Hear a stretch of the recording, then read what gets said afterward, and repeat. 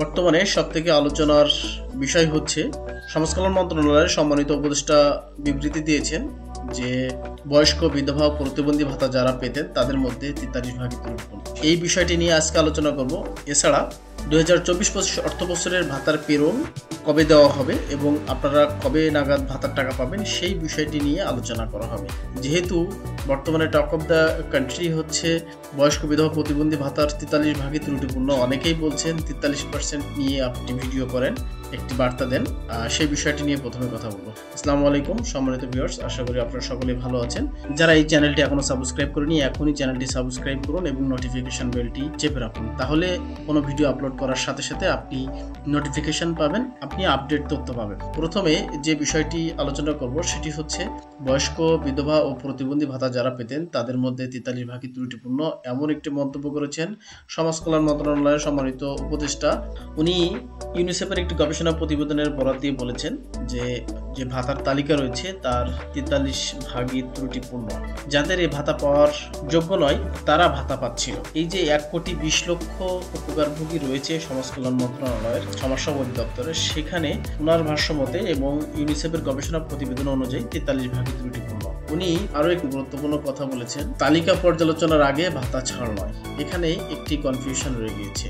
উনি ওনার বিবৃতিতেই বলেছেন যে আমি দায়িত্ব নেওয়ার পর একবার ভাতার একটা ইনস্টলমেন্ট চলে গিয়েছে আগের নিয়মে, আমি এটা খতিয়ে দেখার সুযোগ পাইনি বলেন সমাজ কল্যাণ উপদেষ্টা। তো বিষয়টা হচ্ছে এখানে অনেক কথা বলার রয়েছে, আপনারা ধৈর্য ধরে শুনুন, তাহলে আপনারা ভুল বুঝবেন। আমরাও চাই যদি এরকম ধরনের কোনো ত্রুটিপূর্ণ যদি কোনো ব্যক্তিকে উপকারভোগী তালিকায় চলে আসে তাহলে তাকে ভাতা থেকে বাদ দিতে এবং একটি স্বচ্ছ একটি তালিকা হোক, এটা সমাজসেবা অধিদপ্তরের প্রতিটা কর্মকর্তা কর্মচারী চায়। যেহেতু বিগত দিনে একটি রাজনৈতিক সরকার ক্ষমতায় ছিলেন, অনেক সময় ভাতায় অন্তর্ভুক্ত করার সময় যেহেতু তাদের কমিটিতে তাদের লোক থাকতেন, ইউনিয়ন কমিটি থেকে এটি সুপারিশ হয়ে উপজেলা কমিটিতে আসে, তো ইউনিয়ন কমিটিতে জনপ্রতিনিধিরা ছিলেন, তারা হয়তো বা রাজনৈতিক ব্যক্তিত্ব, তারা এই কমিটির সভাপতি হচ্ছে ইউনিয়ন চেয়ারম্যান। ইউনিয়ন কমিটি থেকে যে ভাতার তালিকা আসে সেখানে ম্যাক্সিমাম হচ্ছে জনপ্রতিনিধি। এখন জনপ্রতিনিধিরা ডিটেক্ট করবে যে উপকারভোগীদের যে কোন উপকারভোগী নীতিমালা অনুযায়ী ভাতা পাওয়ার যোগ্য, কে ভাতা পাওয়ার যোগ্য না। এটা সম্পূর্ণটা মাঠ পর্যায়ে সর্বনিম্ন যে স্তর সেই স্তর রয়েছে ইউনিয়ন কমিটি, সেই ইউনিয়ন কমিটির মেম্বাররা এটা ডিসিশন নিবে। সেখানে ইউনিয়ন সমাজকর্মী সেই কমিটির মেম্বার সেক্রেটারি। এখন একজন এখানে সংখ্যালঘু হিসাবে একজন সরকারি কর্মচারী সেখানে থাকে, সেহেতু সেখানে ত্রুটিপূর্ণ হতে পারে। তারা যখন তালিকাটা দেয় তখন হয়তোবা সেখানে মেজরিটি পোর্শন রাজনৈতিক নেতাকর্মীদের মাধ্যমেই হয়ে এসেছে, সুতরাং এটি হতে পারে, এটি অস্বাভাবিক কিছু নয়। এছাড়া আরেকটা বিষয় রয়েছে, সেটা হচ্ছে যে বাংলাদেশের যে নীতিমালা রয়েছে সেই নীতিমালাতে উপকারভোগীর ভাতা পাওয়ার যোগ্যতা ছিল 10,000 টাকা বাৎসরিক। এখন একজন গ্রামের একজন মহিলাও যদি হাঁস মুরগি পালন করে তারও বার্ষিক গড় আয় 10,000 টাকার মতো। এখন একজন ব্যক্তির যদি বার্ষিক গড় আয় 11,000 টাকা হয়, ইউনিসেফ যদি সেটা গবেষণা করে দেখে যে তার বার্ষিক গড় আয় 11,000 টাকা, তাহলে নীতিমালা অনুযায়ী উনি হয়তোবা এই ভাতা পাওয়ার যোগ্য নয়। এইরকম বিষয়গুলো আসতে পারে। তবে মূল যে বিষয়টা আমি আপনাদেরকে জানাচ্ছি সেটি হচ্ছে যারা ভাতা পাওয়ার যোগ্য ছিলেন তারা কখনোই ভাতা থেকে বাদ পড়বেন না। আরেকটা বিষয় আমি একটু আসি, সেটা হচ্ছে সম্মানিত উপদেষ্টা বলেছেন যে আমি দায়িত্ব নেওয়ার পর একবার ভাতার একটি ইনস্টলমেন্ট চলে গিয়েছে। হ্যাঁ, এখানেই আপনাদেরকে বলছি এটি হচ্ছে প্রথম কিস্তির ভাতার টাকা। প্রথম কিস্তির পেরোল আগামী 10 তারিখ থেকে শুরু হবে। আমি আপনাদেরকে এই বিষয়টা খোলাসা করছি অল্প সময়ের ভিতরে, তারপরে আমি পেরোলের বিষয়টাতে যাব। আপনারা নিশ্চিত থাকুন প্রথম কিস্তির টাকা আপনারা সবাই পাবেন। উনি নিজেই বলেছেন যে ভাতার একটা ইনস্টলমেন্ট চলে গিয়েছে। পেরোল মাঠ পর্যায়ে সকল কার্যক্রম প্রায় শেষ পর্যায়ে, পেরোল 10 তারিখ থেকে পেরোল দেওয়া শুরু হবে। আমি ইতিমধ্যে আপনাদেরকে বলেছিলাম যে সপ্তাহের শেষে হয়তোবা আপনারা পেরোল পাবেন, সেটি আলহামদুলিল্লাহ সেই কথাটি আর কি কেটে গেল।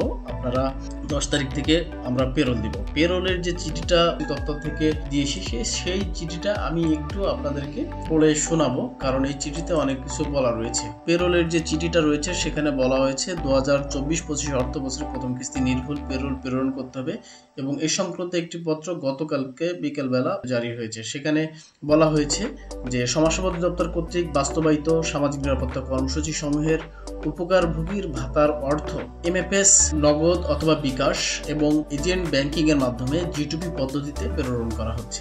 সঠিক উপকারভোগীদের নিকট ভাতার অর্থ নির্ভুলভাবে প্রেরণ এবং তালিকা হালনাগাদ করার নিমিত্তে ইতোমধ্যে সারা দেশে উপকারভোগীদের লাইভ ভেরিফিকেশনের নির্দেশনা দেওয়া হয়েছে। 2024-25 অর্থ বছরে নিয়মিত উপকারভোগীদের যাচাই বাছাই সম্পন্ন করে জীবিত ও সঠিক হিসাব নম্বরের অনুকূলে প্রথম কিস্তির অর্থ প্রেরণের নিমিত্ত সংশ্লিষ্ট উপজেলা অথবা শহর সমাজসেবা অফিসার কর্তৃক নির্ভুল প্রেরণ আবশ্যক। সেখানে দ্বিতীয় কলামে উল্লেখ করা রয়েছে তার আওতাধীন বিভিন্ন উপজেলা বা শহর সমাজসেবা কার্যালয় থেকে প্রথম কিস্তির প্রেরণের পূর্বেই ভাতাভোগীর মোবাইল নম্বর ও তথ্য সংশোধন করা আবশ্যক। তাছাড়া লাইভ ভেরিফিকেশনে যে সকল উপকারভোগীর মৃত্যুর তথ্য পাওয়া গিয়েছে নীতিমালা মোতাবেক তাদের প্রতিস্থাপন আবশ্যক। উল্লেখ্য, যারা মৃত্যুবরণ করেছেন যথাযথ কর্তৃপক্ষের মাধ্যমে তাদের মৃত্যুর সঠিক তথ্য স্ব দপ্তরে সংরক্ষণ করতে হবে। এছাড়া উপকারভোগীদের হিসাব নম্বর পরিবর্তনের ক্ষেত্রে সংশ্লিষ্ট জেলার উপপরিচালকের অনুমোদন গ্রহণ ও আবেদন সহ অন্যান্য তথ্য অফিসে সংরক্ষণ করতে হবে। বর্ণিত অবস্থায় ফাইনালি আপনাদের যে কাঙ্ক্ষিত প্রশ্নের উত্তর সেটি এখানে রয়েছে। এখানে বলা হয়েছে তার আওতাধীন উপজেলা অথবা শহর সমাজসেবা কার্যালয় কর্তৃক আগামী 10 থেকে 20 অক্টোবর 2024 মধ্যে 2024-25 অর্থ বছরের প্রথম কিস্তি নির্ভুল প্রেরণ কেবলমাত্র যাচাইকৃত প্রেরণের প্রয়োজনীয় ব্যবস্থা গ্রহণের জন্য বিশেষভাবে অনুরোধ। পত্রের মূল যে আকর্ষণ সেই আকর্ষণগুলো আমি এখন বলছি। সেখানে বলা হয়েছে যে লাইভ ভেরিফিকেশনের কথা, সারা দেশে লাইভ ভেরিফিকেশন হয়েছে। যদি আপনি লাইভ ভেরিফিকেশনের আওতায় না হয়ে থাকেন, আপনারা যারা আমার এই ভিডিওটি দেখছেন তাদেরকে বলছি তাহলে অবশ্যই আপনারা লাইভ ভেরিফিকেশনে অংশগ্রহণ করবেন। আর যদি আপনার উপজেলাতে এখনো পর্যন্ত লাইভ ভেরিফিকেশন না হয়ে থাকে তাহলে সেটা হবে, উনি ওই উপজেলার অবস্থা বুঝে উনি ওনার প্রেরণ করবেন।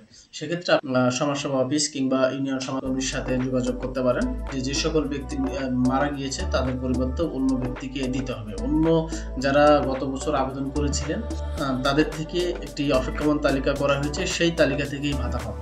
এবছর নতুন করে কোনো বয়স্ক ভাতা এবং বিধবা ভাতাভোগী নতুন করে ভাতার আওতায় আসবে না, শুধুমাত্র প্রতিবন্ধী ব্যক্তিরা ভাতার আওতায় আসবে, সেটি আমি বলেছি। আর নাম্বার পরিবর্তন যারা এখন পর্যন্ত নাম্বার পরিবর্তন করেননি 10 তারিখের আগে আপনারা নাম্বার পরিবর্তন করে নেবেন, কারণ প্রেরণ করার পরে এটি অনুমোদন হয়ে গেলে আর নাম্বার পরিবর্তন করা সুযোগ থাকে না। সুতরাং আপনার বিকাশে কোনো সমস্যা থাকলে কিংবা অন্য কোনো সমস্যা থাকলে আপনি টাকাটা নাও পেতে পারেন। এই কারণে আজই আপনি নাম্বারটি পরিবর্তন করে নিন যদি আপনার নাম্বারের সমস্যা থাকে। এরপরে আরেকটি কথা, সেটি হচ্ছে পেরোল 10 তারিখ থেকে 20 তারিখের ভিতরে প্রেরণ করা হবে উপজেলা সমাজসেবা কার্যালয় অথবা শহর সমাজসেবা কার্যালয় থেকে। এখন এর ভিতরে এটি অধিদপ্তর থেকে অনুমোদিত হবে। অনুমোদিত হওয়ার পরে আপনারা ভাতার টাকা পাবেন হচ্ছে এই মাসের শেষে, যেহেতু 20 তারিখের অনুমোদন হলে এই মাসের শেষে অথবা আগামী মাসের ফার্স্ট উইক সেকেন্ড উইকের ভেতরে বাংলাদেশের সকল উপকারভোগী যারা বয়স্ক বিধবা প্রতিবন্ধী ভাতা পেয়ে থাকেন তারা আশা করি ভাতার টাকা পেয়ে যাবেন। আমি ইতিপূর্বে বলেছিলাম যে আপনারা বারবার করে বলেছি আপনারা এই মাসের শেষে টাকা পাবেন এবং আগামী মাসের শুরুতে কিছু পাবেন, দুইটা ভাগে ভাগ হবে, কারণ মাস যেহেতু শেষ হচ্ছে সেভাবেই বলেছিলাম। সুতরাং আপনারা নিশ্চিত থাকুন আপনারা প্রথম কিস্তির টাকা পাচ্ছেন। যদি মাননীয় উপদেষ্টা মহোদয়ের নির্দেশনা মোতাবেক যদি এটা যাচাই বাছাই হয় তাহলে প্রকৃত উপকারভোগী ভাতার আওতায় আসবে, এটাই আমরা চাই এবং এটা হোক, এটা বাংলাদেশের সকলেই চায় যে বৈষম্য না থাকে, এটা সারা বাংলাদেশের মানুষের যেমন চাওয়া সেটি আমাদেরও চাওয়া। ভালো থাকবেন সবাই, দেখা হবে অন্য কোনো ভিডিওতে অন্য কোনো বিষয় নিয়ে। আসসালামু আলাইকুম।